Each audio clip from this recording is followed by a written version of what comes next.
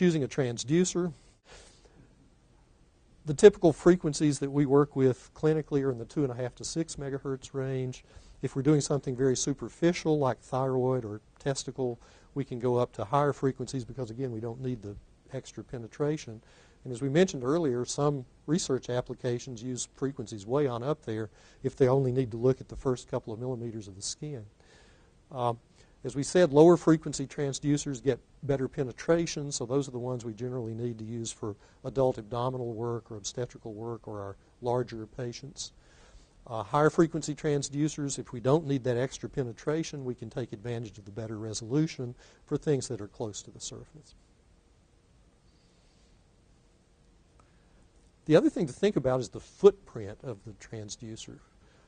This is what's called a linear, and you can see it's fairly broad, so if you were doing cardiac, for example, and you put that on the chest, you're going to actually be bridging across some ribs, so that might not be the best choice for cardiac work. It would be perfect for thyroid, for example. So this is just the idea. If we have the linear one, then we have a wide beam from the very beginning here. If we have what's called a sector transducer, we can start with a very narrow point. That might be good for getting between the ribs, and then it fans out.